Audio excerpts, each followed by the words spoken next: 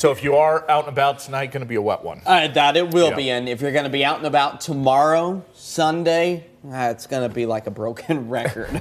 Just doing it over and over again with a few dry moments in the mix. We'll discuss when those arrive after we take a live look across our area. Wet weather found from the coast to the I-5 corridor to snow up in elevation. That's exactly where we like to see it. After our daytime highs today only managed to get up to about 42 right here in the city. That's several degrees cooler than our average of 47 for this time of year. Slightly warmer further south along the I-5 corridor as we've managed to fill up our rain gauges to about 3/10 of an inch so far. We'll likely see these numbers continue to increase as the wet weather does just the same, especially as we work our way towards Saturday as well. As visibility is being impacted with those low-hanging clouds, the precipitation itself kind of reducing how far you can see. Hillsborough, Scappoose down to about 4 miles, Salem only down to about 2, as we are picking up on a few dry pockets of air starting to push their way in.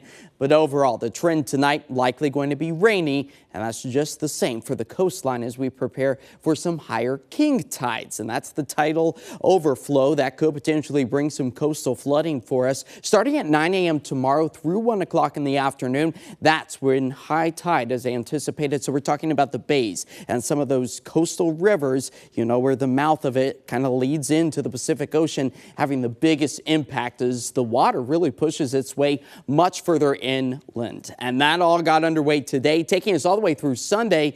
Those exceptionally high tides, again known as the king tides, that typically happen in the month of November, December, and again in January. We get another batch of that as we are seeing the active snowflakes falling up in elevation, snow-packed roadways out towards Government Camp as we sit just a degree above the freezing mark. So slick conditions still a possibility as snow elevation levels dip down close to about 2,500 feet on Sunday afternoon.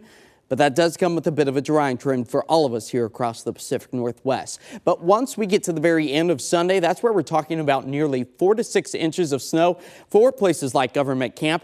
Our skiers and snowboarders enjoying that fresh powder, nearing almost a foot of snow in some locations. As multiple systems continue to push their way into the west coast, we'll still hold on to a bit of that lingering moisture being pulled into the western sections of Oregon and southwest Washington before we dry things out for Sunday. Much of the day Sunday will be dry until we get to after sunset. That's when our next cold front returns the wet weather. Here it is timed out with our future casting. Those hit and miss showers through the rest of the night tonight, breezy at times into tomorrow morning. We'll have a few dry pockets throughout the afternoon tomorrow, but again, rain is likely and it could be heavy at times. Taking us into Sunday morning, that's where we expect to dry things out until we get to the evening. You'll notice this is after sunset. There you go. The next cold front swinging its way through, helping to fill up the rain gauges in addition to what we've already seen by almost a ½ inch for the Willamette Valley, 3/4 of an inch possible for the coastline. So time is ticking. Have you gotten your holiday tree yet?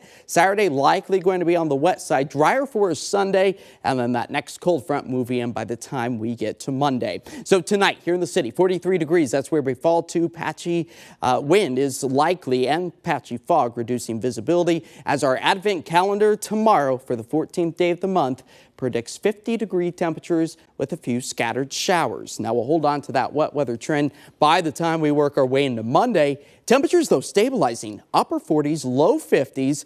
That's above our average of 47. And if you are longing for those drier, cloud-free days with a little bit of sunshine, that's in store for us by the middle and end of next week. You know, it's nice to get these breaks. I mean, we've gone sometimes a few weeks with just solid rain, but we're seeing breaks in there, so that's not bad. We can tolerate that. And when the rain does come, we're seeing some measurable amounts, so that's good too. All right. Thanks, Josh.